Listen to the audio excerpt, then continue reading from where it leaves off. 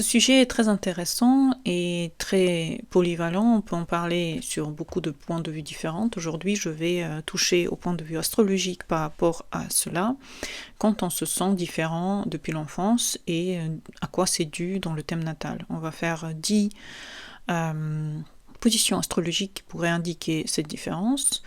Mais sachez qu'en général, le fait de se sentir différent vient de notre enfance et du fait qu'on ne correspond pas soit au père pour la fille, soit pour la mère pour le garçon. Il y a des énergies qui ne correspondent pas. Notre environnement est austère, hein. Notre environnement n'est pas en union avec ce qu'on ressent à l'intérieur de nous. On peut se sentir exclu, on peut se sentir comme si on nous jugeait, comme si on nous aimait. Il n'y a pas d'amour pour ce qu'on est vraiment, qu'il faut toujours s'adapter à différentes possibilités dans la famille pour être un petit peu compris et accepté. Position de la Lune en maison 12 et aspect à Neptune. Le premier aspect qu'on regarde est celui-là. Donc déjà à la base, il y a une manifestation dans l'enfance qui est un peu comme une hypersensibilité à l'environnement. Peut-être que depuis petit, l'enfant se sent un petit peu trop sensible, il sent qu'il y a beaucoup d'émotions en fait, négatives, familiales, qui sont présentes et que cette absorption de la négativité est un peu trop forte. Donc l'enfant peut se sentir comme si voilà, il n'y a pas d'espace pour lui parce qu'il n'y a pas de moment dans lesquels il peut se détendre. Donc il y a une certaine solitude émotionnelle qui peut avoir lieu en général, un imaginaire assez intense et immense parce que la personne essaye de partir dans des mondes qui lui sont plus plaisants par rapport à son propre intérieur. Et voilà, ce sentiment de fuite qui est important dans les rêves, dans la musique, dans les jeux, en général dans les mondes imaginaires ou créant un ami imaginaire, tout cela est dû au fait qu'il n'y a pas de compréhension dans la famille, il y a une incompréhension et du coup cela est dû au fait que énergétiquement l'enfant et les parents ne sont pas compatibles. Il n'y a pas de compatibilité énergétique, il n'y a pas de compréhension. Les parents par exemple sont trop actifs et l'enfant est trop passif, d'où l'enfant est très silencieux, il n'arrive pas à comprendre cette grande problématique qu'il y a dans la famille d'aller trop vite. Cela est dû parfois au fait que l'un des parents ne comprend pas l'un des côtés qu'il a et refoule ce côté, et ce côté est visible chez l'enfant par exemple. Donc on peut le reconnaître par le fait que l'enfant soit trop bougeant, donc qu'il a une hyper activité, soit il est trop calme, il est limite pas visible, il ne parle pas par exemple, ou il ne mange pas assez correctement, ou il a un regard profond et perdu en général. Il y a une fatigue émotionnelle assez possible, même précoce par rapport à son environnement parce qu'il ne comprend pas ce qui se passe, par exemple s'il y a des problèmes entre les deux parents. Et difficulté bien entendu à expliquer ce qu'il ressent. Bien sûr, cela va induire que la personne ne comprend pas ses émotions, elle va devoir passer soit par le psychologue, soit par elle-même, passer par différentes études sur elle-même pour comprendre ses propres émotions, pour arrêter de culpabiliser, d'être sensible et hypersensible, et ensuite de commencer à créer sous différents moyens et de protéger aussi son énergie face aux attaques. C'est très très important. C'est l'enfant qui ressent tout et qui a du mal à se dissocier effectivement des choses. Donc Neptune donne cette grande couverture dans l'émotion et donne aussi cette hypersensibilité, ce qui est super effectivement, c'est de le mettre dans la créativité et essayer de sortir de ce problème de façon plus adéquate. Ensuite, c'est Saturne fort. En général, quand vous avez Saturne en maison 1, Lune Saturne, Soleil Saturne, Saturne angulaire, enfin voilà, toutes ces manifestations sont dues au fait que l'enfant est devenu adulte trop tôt Et cela peut avoir des manifestations comme des sensations d'être vieux depuis l'enfance. Encore une fois, il n'y a pas de correspondance avec son environnement en général. Il y a beaucoup de sérieux. Il y a beaucoup de difficulté à être léger en général et peur de jugement, donc a besoin d'être tout le temps comme les parents le veulent. Il y a beaucoup d'autocritique, il y a beaucoup de responsabilités aussi. Peut-être que dans l'enfance, l'enfant avait déjà beaucoup de responsabilités sur lui, il avait un climat exigeant dans la famille et un besoin de tout contrôler. Donc effectivement, cela résout dans l'isolement avec le temps, dans le fait qu'on ne correspond pas, effectivement, notre sensibilité ne correspond pas à la famille, encore une fois, et le travailler, ça serait de réapprendre à jouer quelque part, réapprendre à devenir plus enfant dans l'âme, peut-être prendre son travail comme un jeu aussi, ou peut-être comme quelque chose. En général, prendre la vie comme un jeu. Arrêtez de mériter l'amour par les actes. Si vous avez déjà vécu ça et vous avez vous avez beaucoup donné comme ça aux autres, et c'est possible que vous avez tendance justement à essayer de mériter l'amour. Et ensuite, c'est développer votre enfant intérieur. Cela passe aussi par le fait que vous êtes en contact avec les enfants, par exemple. Acceptez de ne pas être parfait et reconnectez-vous au plaisir simple. C'est important de ressentir aussi du plaisir malgré toutes les difficultés parfois qui ressortent dans la vie. Ensuite, Uranus. Uranus, quand il est fort, angulaire, maison 1, dominant en général, Verseau, etc. Donc tout cela, le sentiment d'être pas comme les autres, le sentiment d'être bizarre, de besoin de liberté, alors que dans la famille il n'y a pas ça, parce que le problème du Verseau aussi, ou de l'Uranus, c'est que il y a un besoin de liberté, mais en même temps, il y a une grosse exigence. Uranus, c'est comme Saturne, il y a une exigence qui est différente, mais elle est présente, et c'est peut être des gens hyper contrôlants, ceux qui contrôlent eux-mêmes et les autres. Donc c'est un rejet des normes, mais en même temps les normes sont mises pour les autres, et ça a une pensée qui est différente, une pensée qui est très personnelle, et qui peut aussi avoir des problèmes avec le regard des autres sur ses pensées. Un comportement aussi atypique, c'est une personne qui est un peu différente des autres et l'impression d'être alien, pas comme tout le monde, celui qui a des antennes et qui agit, reçoit des messages inhabituels. Donc ça peut donner des décalages avec d'autres enfants, ça peut aussi donner des centres d'intérêt inhabituels que les autres ne font pas, et le refus instinctif bien sûr, de l'autorité. Et c'est pour ça que, bien sûr, avec le temps, il y a un certain isolement volontaire qui se fait, et rejet systématique des règles, on a envie d'être libre, on a envie de ne pas avoir de relations pour que cela ne nous encombre pas, et difficulté à appartenir à un groupe parce qu'on ne veut pas être comme les autres. Donc cela, avec le temps, on comprend que la différence, c'est quelque chose qui est normal. Moi, je suis dans ce cas, j'ai Uranus qui est très puissant et pas angulaire, mais il est conjoint à ma lune, il est carré beaucoup de choses, donc je me considère très uranienne, et tout cela ne m'est pas... je comprends tout à fait cette situation, et des gens qui sont dans cette situation... c'est par exemple faire de l'astrologie m'a beaucoup permis à vivre cette différence, mais de façon beaucoup plus concrète, c'est-à-dire je l'ai mis dans quelque chose qui appartient à Uranus. Voilà, je l'ai remplacé, cette différence je l'ai remplacée par quelque chose que je fais différent des autres. Trouvez sa tribu, trouvez les gens qui vous comprennent et qui vous acceptent avec vos petites différences, et qui ne voient pas que c'est quelque chose de mauvais, et qui le comprennent comme quelque chose de magique. Utilisez votre originalité dans votre création. Mettez des choses bizarres que personne ne met là où les autres n'auraient pas mis. Acceptez votre fonctionnement atypique. N'essayez pas de vous changer. Soyez original. Continuez cette originalité dans le temps.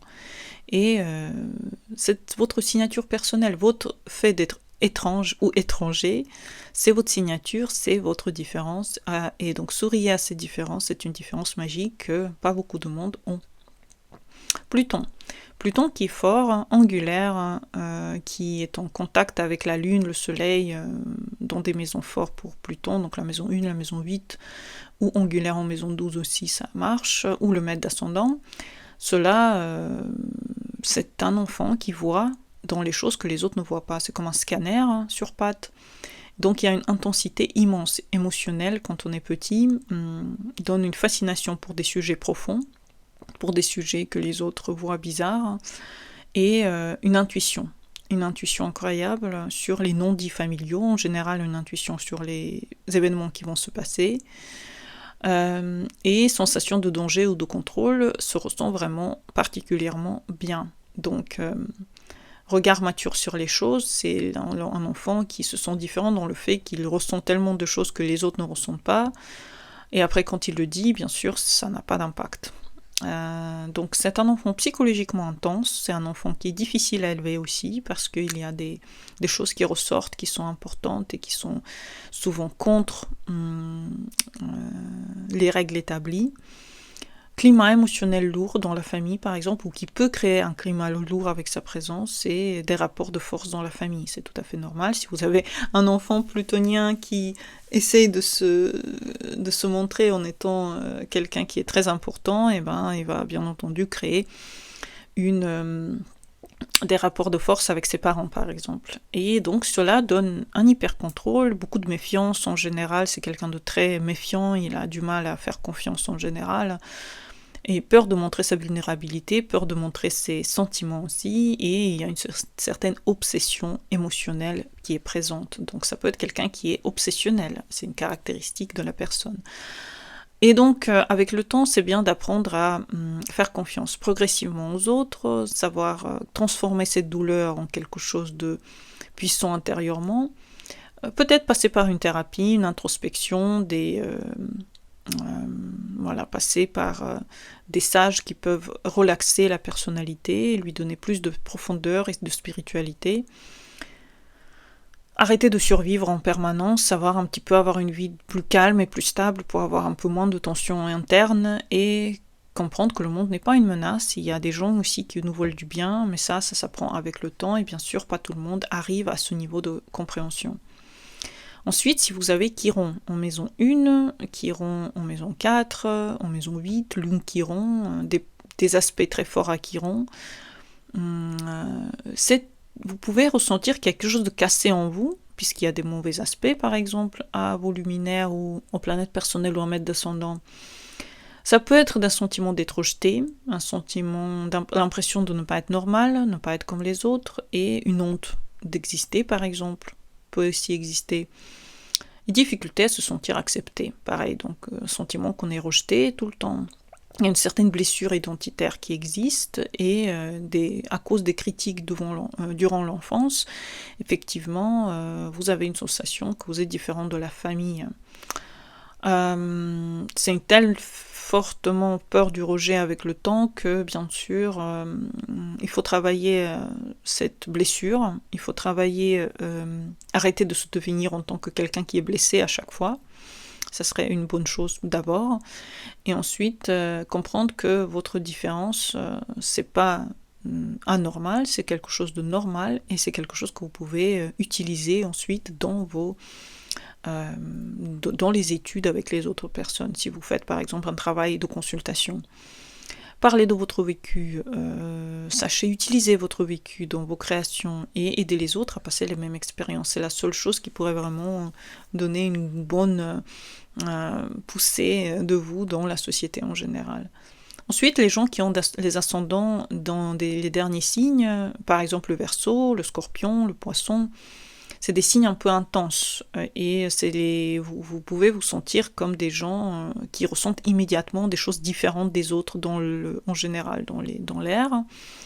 C'est une énergie atypique, c'est une distance naturelle avec les autres qui se forme, genre c'est pas ma famille, c'est pas chez moi.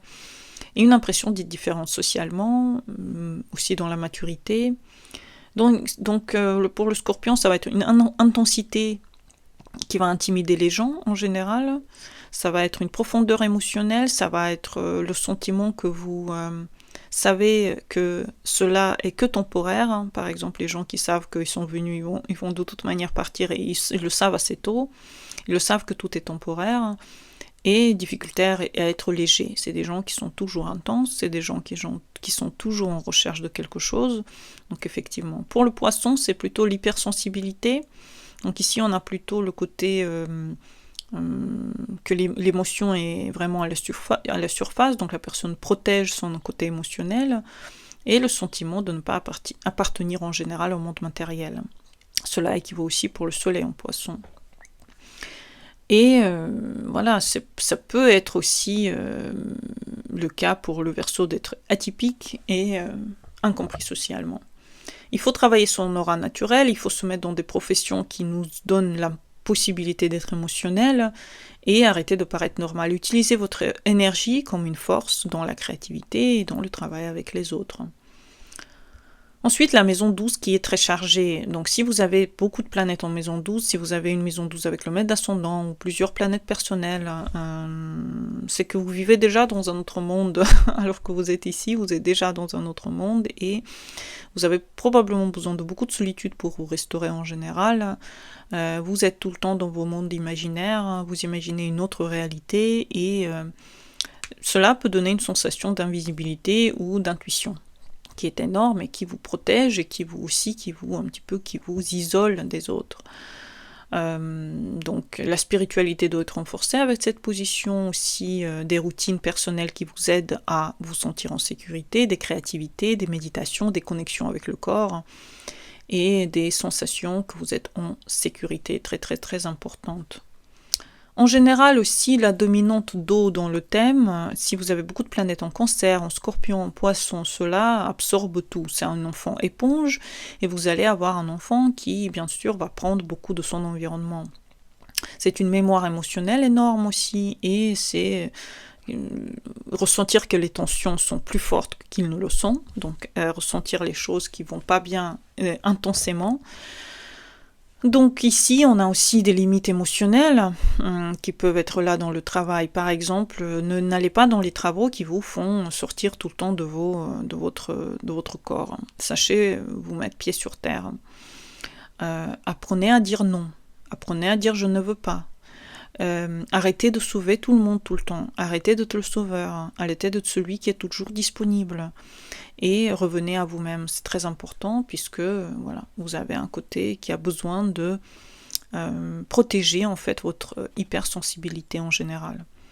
Ensuite, les gens qui ont le nord en Poisson, en Verseau, en maison 12, en maison 11, c'est possible que l'impression d'être ailleurs chaque fois vous persiste puisque le sentiment que vous n'êtes pas faite pour une vie classique vers laquelle on vous dirige. Et la quête du sens, elle peut être assez tôt aussi dans la vie. Donc on peut rejeter les normes sociales, on peut être un peu dans le travail atypique en général, et vous pouvez suivre effectivement beaucoup votre intuition pour choisir votre chemin. Donc ne pas comparer aux trajectoires classiques, vous n'allez pas pouvoir être dedans, et créer une vie plus alignée avec vous-même. Pour le dernier point, bon, Mercure particulier, pourquoi pas, parce que ça donne une intense travail interne puisque vous pensez avec Mercure, donc effectivement un Mercure rétrograde ou en aspect avec Uranus, Neptune, Pluton, ça peut donner une pensée différente des autres. Difficulté à communiquer normalement aussi et un cerveau très rapide ou très lent, très symbolique, très différent. Et une sensation d'incompréhension naturelle qui est normale, intellectuelle effectivement. Donc acceptez votre manière de penser, écrivez différentes choses, peut-être transmettez, trouvez des personnes qui acceptent cela et sachez que c'est pas toutes ces positions-là ne sont pas exhaustives, bien sûr, il y en a beaucoup plus qui peuvent parler des choses atypiques, mais ici j'ai dit un petit peu le classique dans l'astrologie. Venez en consultation pour savoir comment changer ce genre de manifestations, comment les vivre mieux, parce qu'on ne pourra pas les changer complètement, mais on pourra adapter cela à la vie normale et à la vie plaisante pour vous. J'espère que vous avez aimé cette vidéo, à bientôt pour les nouvelles, bonne journée à vous et au revoir.